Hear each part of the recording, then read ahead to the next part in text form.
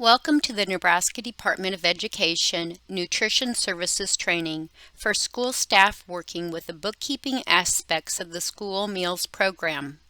This training will review the basic record-keeping requirements of USDA's school meals program.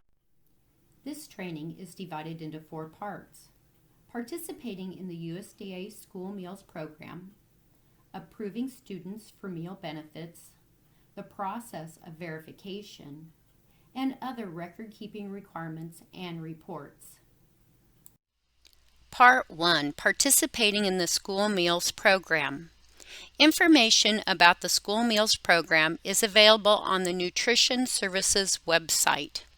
On this website is information about the program, forms and resources, training, important dates for you to know, and specific information and records for the programs we will be discussing in this training. School food authorities who participate in the program can receive reimbursement for meals served. So as we look at the illustration, we see that USDA provides federal dollars for meals served in schools. The Nebraska Department of Education Nutrition Services distributes these dollars to schools and other institutions participating in the school meals program. To be eligible for this reimbursement, schools and institutions are required to meet federal guidelines to receive these funds. Nutrition Services conducts reviews known as administrative reviews in a 5-year cycle to ensure compliance with the rules and regulations of the programs. The federal reimbursement rates for meals are released in late July for the upcoming school year.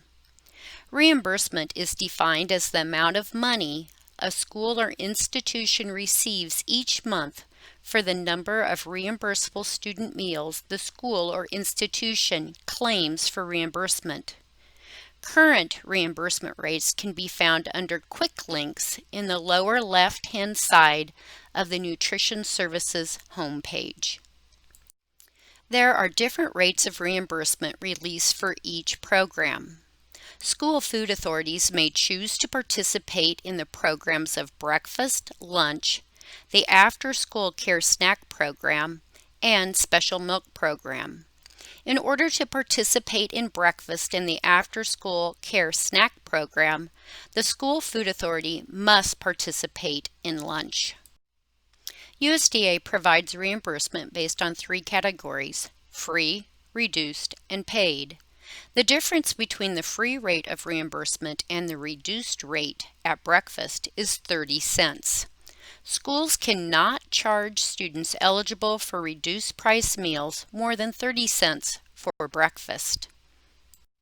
Schools and institutions can receive additional breakfast reimbursement for free and reduced meals if 40% or more of the lunches served 2 years ago were free or reduced. The difference in the additional reimbursement between the free and reduced is still 30 cents.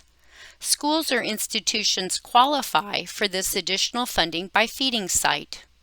A question on the sponsor's site application populates with the lunch counts from 2 years ago and indicates if the site qualifies for severe need breakfast funding.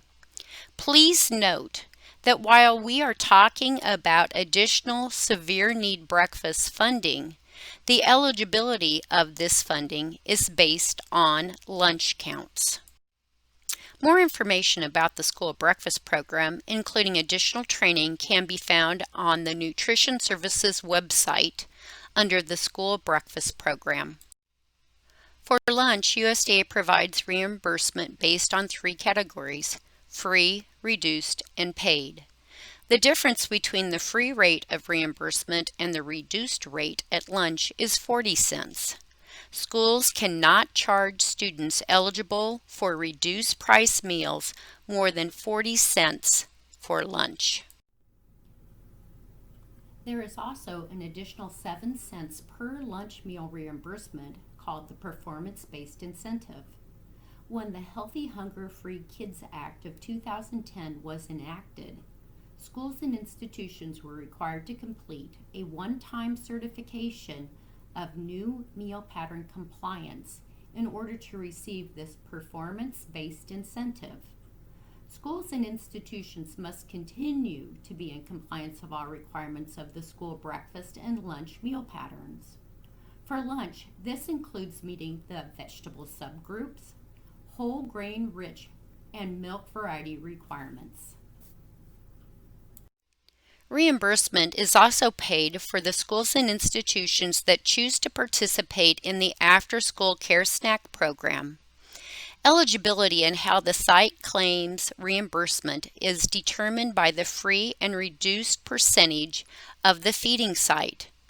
A site is area eligible if the previous year's October claim for reimbursement demonstrated that 50% or more of the enrolled students at the site were eligible for free and reduced meals. All after-school care snacks can be claimed at the free rate of reimbursement. A site is non-area eligible if the previous year's October claim for reimbursement demonstrated that less than 50% of the enrolled students at the site were eligible for free and reduced meals. The snacks served at non-area eligible after-school care programs must be claimed by the student's eligibility, paid, free, and reduced.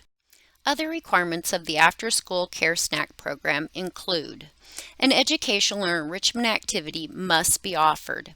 This information is collected on each site application if the after-school care snack program has been marked. Participation in this program requires that 2 on-site reviews be conducted annually.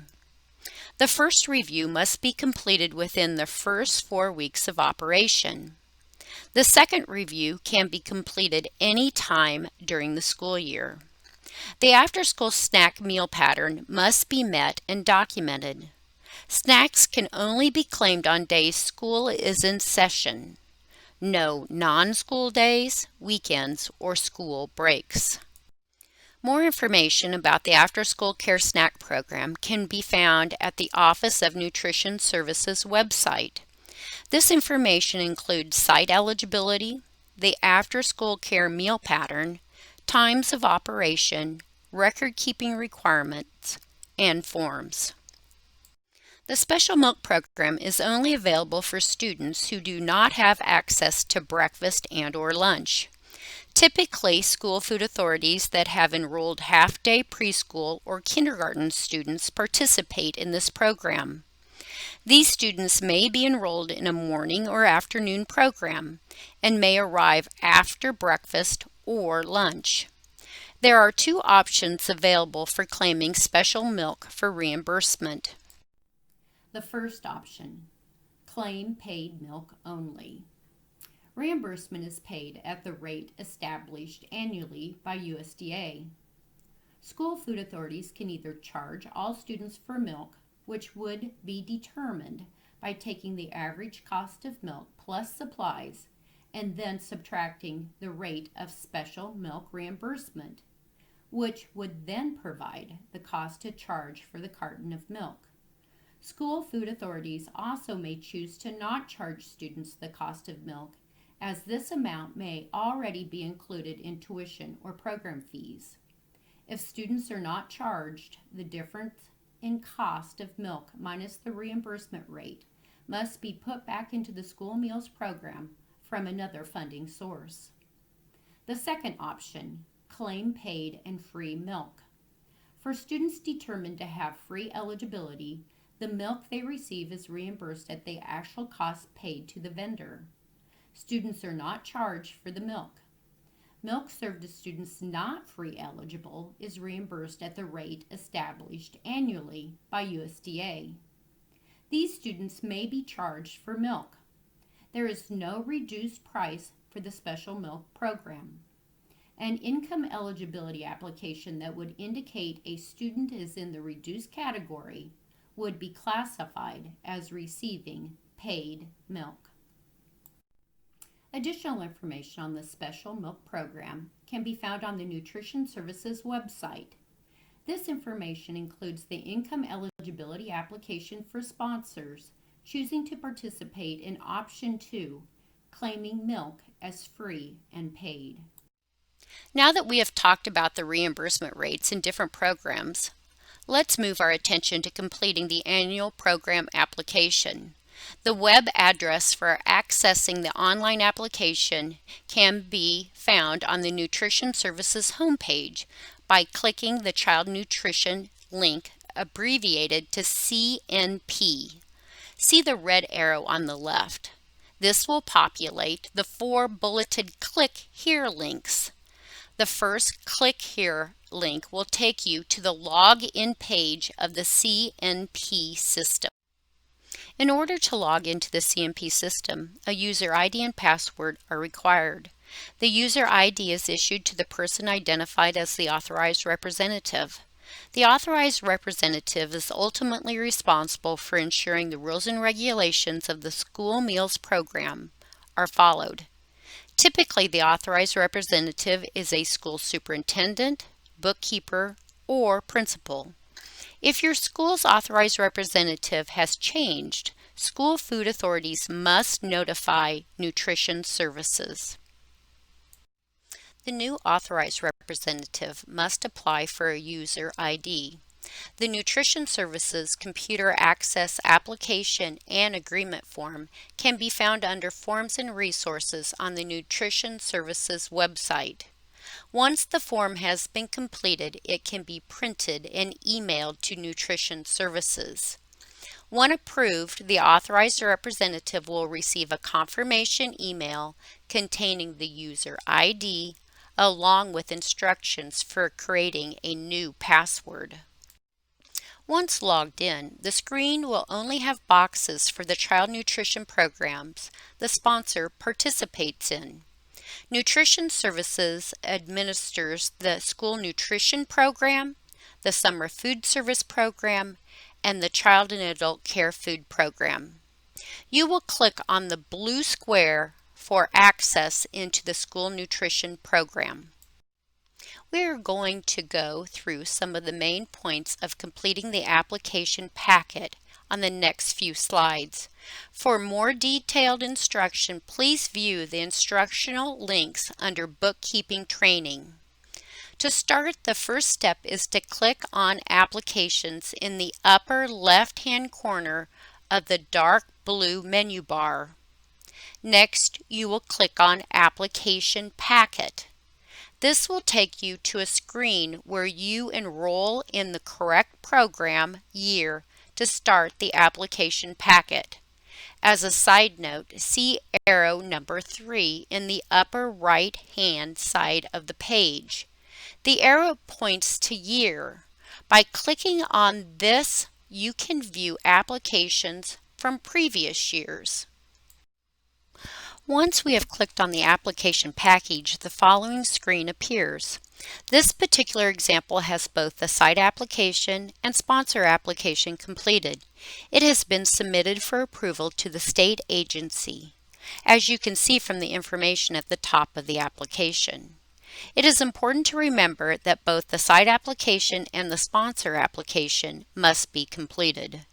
Many school food authorities find it easier to start with completing the site application first, then moving on to the sponsor application. Based on some of your answers in the sponsor and site applications, the system will prompt you if documentation must be attached in the checklist summary portion of the application. This information is required if you are not using the standard forms provided by Nutrition Services, such as the free and reduced price meal application, letter to households, or production records. A point of service waiver is required to be completed if the meal count is not taken at the end of the serving line.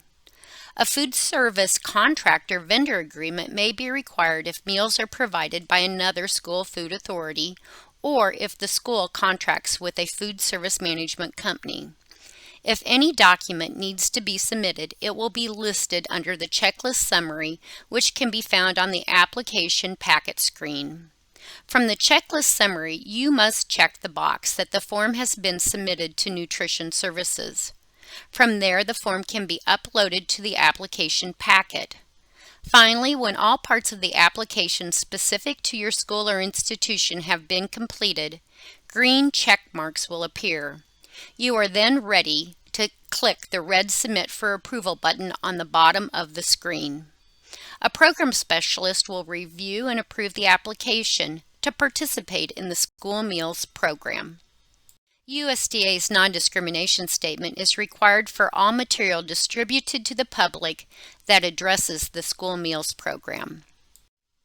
Thank you for viewing Part 1 of the bookkeeping training.